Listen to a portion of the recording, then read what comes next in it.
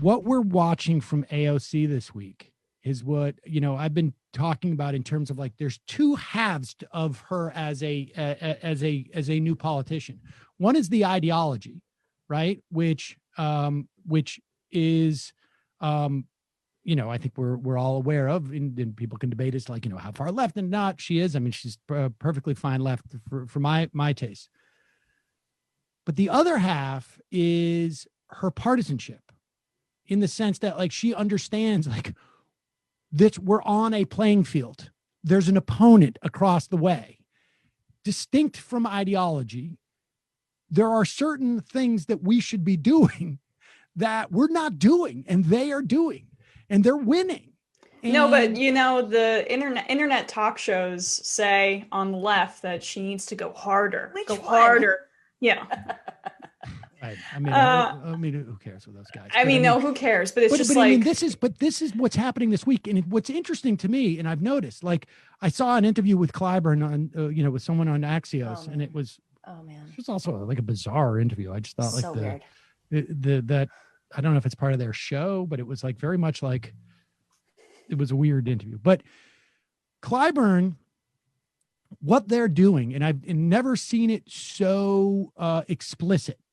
I mean, I think this is a dynamic that's happened for a long time, but I've never seen it so explicit, because AOC has been very, very specific about this. And like you say, Doug Jones came out and uttered the exact same thing. And I do not think that AOC and Doug Jones are necessarily politically aligned, at least in the way that they project outward. And there was also another piece about this today in the Washington Post by the guys from the Monkey Cage, some academics who made the similar point. This is not, you could argue that there is some correlation because of from an ideological standpoint, but the argument that she's making is not an ideological one. You can adopt the template that she's talking about, regardless of what your politics are. It's an execution one. It is one about like following certain mechanisms to win. Just the idea of like, let's do a 5-year plan instead of a 6-week plan. Like, let's invest so that we don't need payoffs. This is like, it's almost like you could apply this to to building a baseball team. And, her reaction was to Bustos, and right. I get that right. This is the one name I can't get in case Bustos. Yeah. Yeah. Bustos. Abigail, Spanberger too. Yeah. Right. Jeez, I'm already in the Majority Report tradition of being unable to say names, right?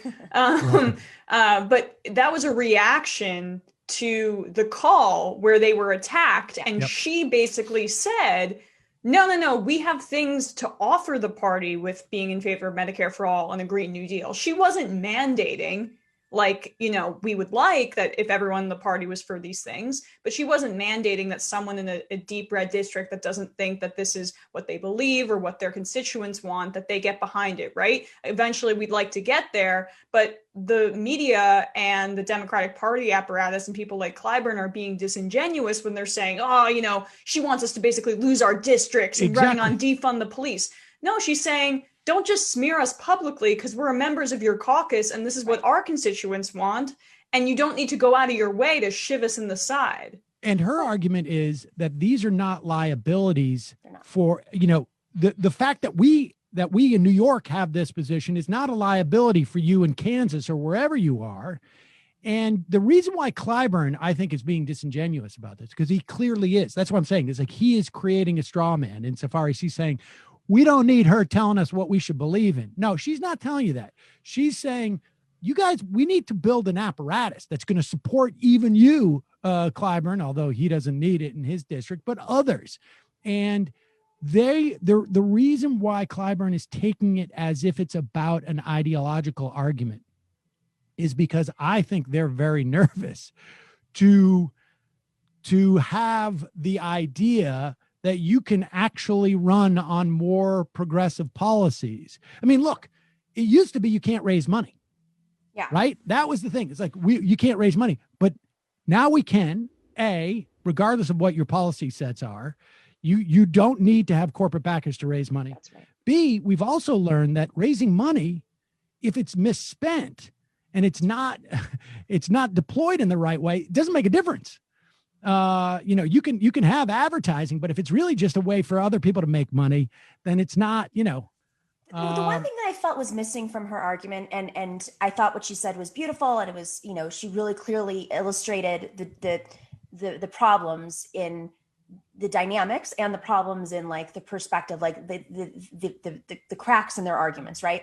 One thing that I think has somewhat been kind of lost in this narrative, and in the last couple of years I've seen on the left, is really talking about labor. And I'm not saying it from like the Rust Belt labor. I'm saying labor in America right now in the middle of this pandemic. And if you really want to be able to influence Biden, and if you want to win back many of these states and these swing districts, it is the majority of labor is people of color. So if you're going to talk about race, I think there's a way, and she mentioned like we have a racist problem in this country, and of course we do. We always have, and in many of these swing districts, it was revealed that there were people who were very fearful because of defund the police or whatever messages, and that is true. That can be true as well as what she is saying. And so what I'm saying is that if she talked more about labor, if she talked more about how people of color on the front lines of this pandemic, whether they're domestic workers or nurses or teachers or building trade people, they are majority people of color, and they've been hit the hardest by this pandemic. But matching that with the argument in the more white districts, that's always been the intersectional message. And for some reason, I feel like we're kind of like talking around it and not just saying, if we have a strong populist message, it's what can work in Queens and the Bronx and in Joni Ernst's district. I think that there's two separate arguments going on here. That's what I'm saying. Like, you're talking about a rhetorical argument that is, that I'm throwing in with an ideological one. And I'm not even necessarily talking about messaging in this instance. And I don't think she is either. I think she's talking about simply apparatus. When I disagree. She said that there's a racism problem in this country, and if we put a bunch of internet ads out, I mean, that wasn't, I disagree on that. I think, well, I don't know. We'll talk to Ryan Grimm about it tomorrow. We'll see about that. Maybe, but I know she believes in the apparatus and she's talking about that, but I also think a lot of this has to do with messaging too. She wants to go into white districts to talk about race. And it's like, well, how do you talk about race in white districts without making them feel like the New Yorkers are coming? I guess, but I just don't, I think that I think the fight that we're seeing here is sort of more almost of your fight of like, we have a sclerotic and in many ways corrupted process where, frankly, like, Air America was like this too. Like the guys would come in, the old radio guys would come in. And at one point back in the day, back before Blue Digital was with Obama, like back when they were first starting out, we had an opportunity from these guys, like around 2007. They were like, we will deploy all of everything we have. When they were just developing all the tools to be able to pinpoint who we will work with you for free, basically.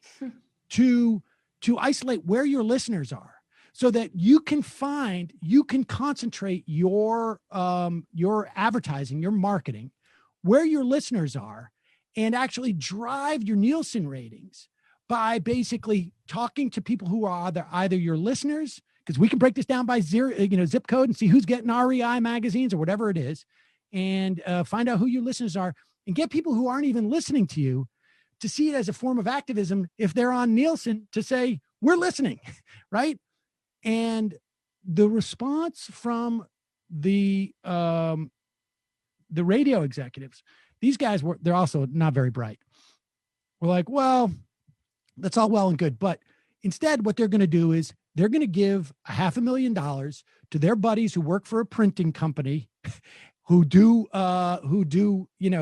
hit radio. We're going to do a contest, and they send out a blanket mailer, right, to like huge swaths of people, because instead of doing the micro targeting that they could have gotten, because they're paying their friends and they know their friends are either going to give them a kickback either now or later in a different gig. And we do that, and our ratings literally dropped after this huge expenditure of cash. And that was like that, you know, was a perfect example. That's a perfect example of what's problematic with the Democratic Party apparatus. You've got people who are dealing with each other because it's like, look, I got your back, you got mine. I got you in this job, you get me in the next job, et cetera, et cetera. And you need people to come in and sort of like have a vision of actually like promoting the Democratic Party as an organization. You could call it whatever, it doesn't matter what it's called. It just so happens to be the Democratic Party. And it's a group that is trying to sort of like market and build an organization for, you know, the people who sit in it. And, you know, some of that is ideological, but for the most part, it's just simply like best practices that are not a function of putting money in your buddy's pocket, in this person's pocket, and going forward. You know, I'm going to like, it still happens on the left too. So how do we not, I mean, this happens every time there's like a big division. It's like the left comes up with their version and then they start doing it too. And then it becomes Blue State Digital, which went from being like a couple of guys just to the largest data and internet, you know, firm on the Democratic side, running a presidential race. So how do we prevent ourselves from doing that? And I think like when I'm just trying to find grooves in her argument that could be built on, meaning we're not going to be all internet. We still have voters who are over 65.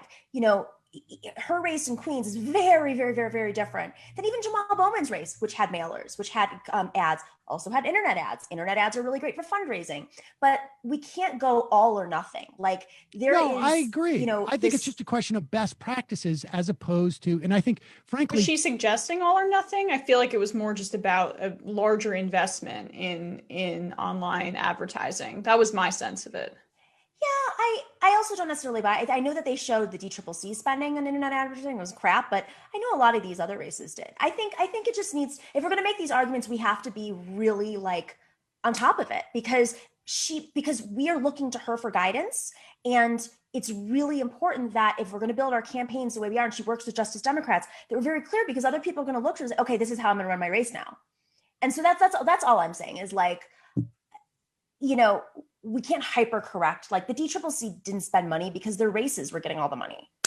They didn't need to. Yeah. I mean, I guess my point is that like there is an operational problem with the Democratic Party. There's also, I think, a messaging problem. Like, you know, I think from a legislative perspective, I have a critique of the way that Pelosi, you know, lack of oversight and tying Republicans to Donald Trump. But you need all of these things working to win. Right. And, you know, and then new leadership comes in and then they get sclerotic too. But, you know, I don't think this is a one and done type of situation. I think like this is an ongoing problem with human beings. Like you say, it happens on the left, happens on YouTube, happens everywhere, but you got to keep filtering through.